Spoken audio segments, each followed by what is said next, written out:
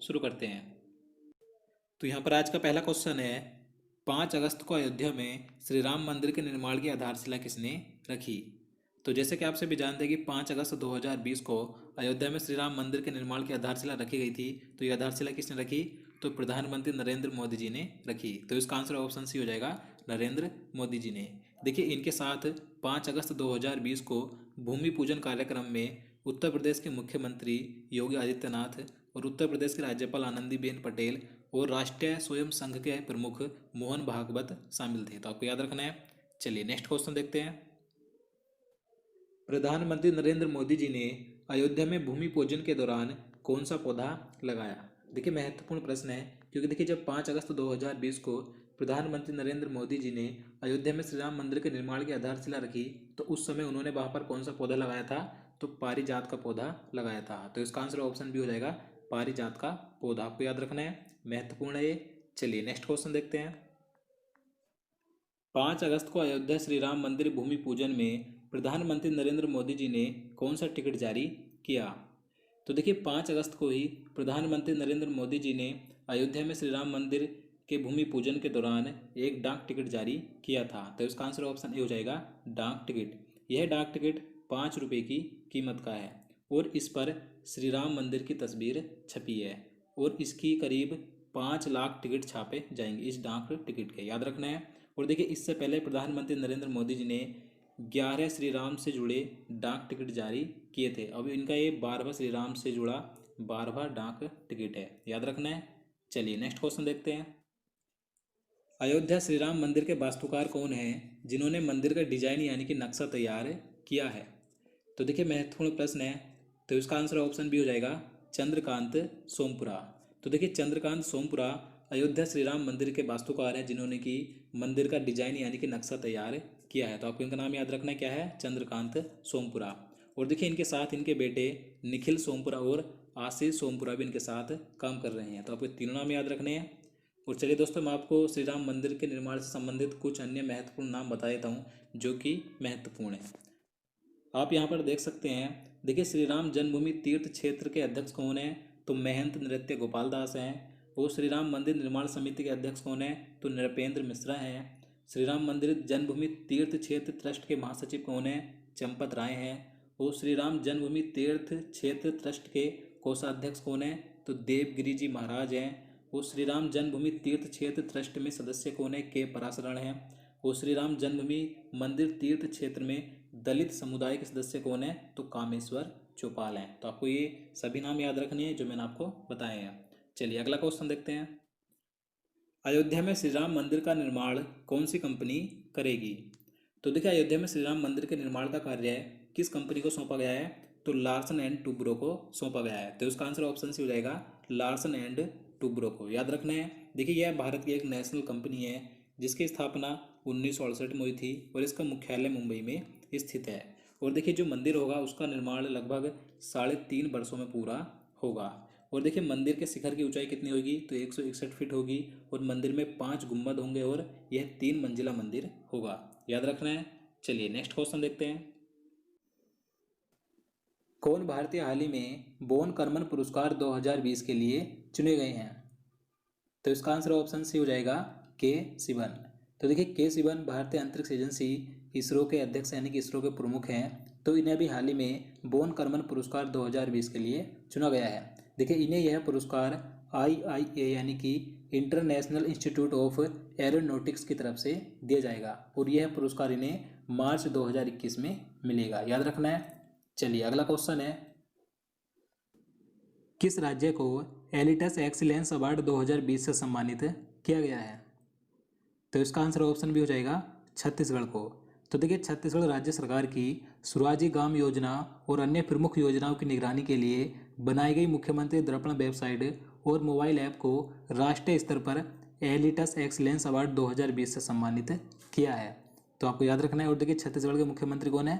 तो भूपेश बघेल और राज्यपाल हैं अनसुईया उइके। चलिए अगला क्वेश्चन है, किस राज्य की सरकार ने हाल ही में रोको टोको नामक अभियान की शुरुआत की है? तो इसका आंसर ऑप्शन भी हो जाएगा, मध्य प्रदेश राज्य सरकार ने। देखिए, इस रोको टोको नामक अभियान के तहत राज्य सरकार उन लोगों को मास्क बांटेगी जो सार्वजनिक स्थान पर मास्क नहीं पहनते, क्योंकि राज्य में सभी सार्वजनिक स्थानों पर मास्क पहनना अनिवार्य है। तो रोको टोको नामक अभियान किस राज्य में शुरू किया गया है? मध्य प्रदेश में। और मध्य प्रदेश के वर्तमान में मुख्यमंत्री कौन है? तो शिवराज सिंह चौहान है। चलिए अगला क्वेश्चन देखते हैं। हाल ही में किसने स्टाइरियन ग्रांड प्रिक्स 2020 रेस का खिताब जीता है? तो इसका आंसर ऑप्शन भी हो जाएगा लुइस हैमिल्टन ने। तो देखिए, लुइस हैमिल्टन यह ब्रिटेन के एक रेसिंग ड्राइवर हैं जो कि 6 बार विश्व चैंपियन रह चुके हैं। तो इन्होंने अभी हाल ही में जुलाई 2020 में स्टाइरियन ग्रांड प्रिक्स 2020 रेस का खिताब जीत लिया है। और यहाँ पर जो नाम है बाल्टेरी बोटास का, यह फिनलैंड के हैं। तो इन्होंने अभी हाल ही में जुलाई 2020 में ही ऑस्ट्रेलियन ग्रांड प्रिक्स 2020 का खिताब जीता था। तो आपको दोनों नाम याद रखने हैं। चलिए आगे देखते हैं। किस राज्य में भारत की पहली राज्य स्तरीय ई लोक अदालत की शुरुआत हुई है? तो देखिए, महत्वपूर्ण प्रश्न है। तो इसका आंसर ऑप्शन सी हो जाएगा छत्तीसगढ़ में। तो देखिए, छत्तीसगढ़ राज्य के बिलासपुर जिले में 11 जुलाई 2020 को देश की पहली राज्य स्तरीय ई लोक अदालत की शुरुआत की गई। इसी के साथ छत्तीसगढ़ के उच्च न्यायालय सहित राज्य के सभी जिलों में इसकी शुरुआत की गई है। अब देखिए, इतिहास में पहली बार हुआ है कि जब लोक अदालत वीडियो कॉन्फ्रेंसिंग के माध्यम से हुई है। अब देखिए, इसमें क्या होगा कि इसमें पक्षकार और वकील को न्यायालय आने की ज़रूरत नहीं होगी, जिससे कि वे वीडियो कॉन्फ्रेंसिंग के माध्यम से ही अपने मामले निपटा सकते हैं। तो आपको याद रखना है कि देश की पहली राज्य स्तरीय ई लोक अदालत की शुरुआत कहाँ पर हुई है? छत्तीसगढ़ में। चलिए अगला क्वेश्चन है। हिमाचल प्रदेश के किस पुलिस थाने को भारत के सबसे श्रेष्ठ पुलिस थाने का दर्जा मिला है? तो इसका आंसर ऑप्शन बी हो जाएगा नादौन पुलिस थाने को। तो देखिए, अभी हाल ही में केंद्रीय गृह मंत्रालय ने विभिन्न मानकों पर देश भर में थानों की रैंकिंग की है। तो इसमें देखिए, सबसे सर्वश्रेष्ठ पुलिस थाने का दर्जा किसे दिया गया? तो हिमाचल प्रदेश में हमीरपुर जिले के नादौन पुलिस थाने को सबसे भारत के सर्वश्रेष्ठ पुलिस थाने का दर्जा मिला है। याद रखना है। चलिए आगे देखते हैं। कौन व्यक्ति हाल ही में हॉकी इंडिया के नए अध्यक्ष बने हैं? तो इसका आंसर ऑप्शन बी हो जाएगा ज्ञानेंद्रो निगोम बाम। तो देखिए, अभी हाल में हॉकी इंडिया के नए अध्यक्ष बने जिनका नाम है ज्ञानेंद्रो निगोम बाम। इन्होंने देखिए मोहम्मद मुश्ताक अहमद का स्थान लिया है। तो अब हॉकी इंडिया के नए अध्यक्ष कौन है? ज्ञानेंद्रो निगोम बाम। चलिए आगे देखते हैं। विश्व जनसंख्या दिवस यानी कि वर्ल्ड पॉपुलेशन डे प्रतिवर्ष कब मनाया जाता है? तो इसका आंसर ऑप्शन हो जाएगा 11 जुलाई को। तो देखिए, दुनिया भर में बढ़ती जनसंख्या के प्रति लोगों को जागरूक करने के लिए प्रत्येक वर्ष 11 जुलाई को विश्व जनसंख्या दिवस मनाया जाता है। देखिए, इसकी शुरुआत 1989 में संयुक्त राष्ट्र विकास कार्यक्रम की संचालक परिषद द्वारा हुई थी। देखिए, सन 2020 में इसकी थीम क्या थी? तो आपको याद रखनी है, महिला और लड़कियों के स्वास्थ्य और अधिकारों की रक्षा कैसे की जाए और कोविड-19 पर ब्रेक लगाए जाए। ये इसकी 2020 में थीम थी। चलिए आगे देखते हैं। गूगल ने अपने social media network Google plus को किस नाम से रिलॉन्च किया है? तो इसका आंसर ऑप्शन सी हो जाएगा गूगल करंट्स। तो देखिए, गूगल ने अभी हाल ही में अपने social media network Google plus का नाम बदलकर इसे दोबारा से रिलॉन्च किया है। तो इसका नाम अब क्या रखा है? गूगल करंट्स रखा है। याद रखना है। देखिए, बात करें यहाँ पर गूगल की, तो देखिए गूगल की स्थापना कब हुई थी? तो 4 सितंबर 1998 को इसकी स्थापना हुई थी कैलिफोर्निया, अमेरिका में। देखिए, वर्तमान में गूगल के सीईओ कौन है? तो सुंदर पिचाई हैं। और इसके संस्थापक कौन है? सर्गेई ब्रिज और लैरी पेज हैं। चलिए आगे देखते हैं। किस राज्य की सरकार ने हाल ही में बुनकर समुदाय के लिए नेकर सम्मान योजना शुरू की है? तो इसका आंसर ऑप्शन भी हो जाएगा कर्नाटक राज्य ने।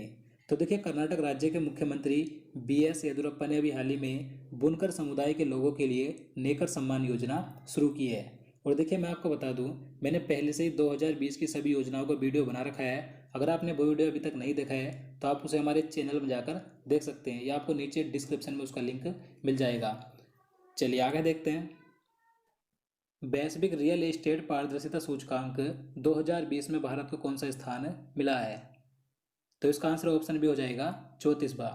अब देखिए, ये जो सूचकांक है वैश्विक रियल एस्टेट पारदर्शिता सूचकांक, यह 2 वर्षों में जारी होता है। तो भारत को 2020 में 99 देशों में से 34वां स्थान मिला है। इसमें प्रथम स्थान पर ब्रिटेन है और दूसरे पर अमेरिका है। और देखिए, भारत सन 2018 में इस इंडेक्स में कौन से स्थान पर था? तो 35वें स्थान पर था और अब 2020 में आ गया है 34वें स्थान पर। याद रखना है। चलिए अगला क्वेश्चन है,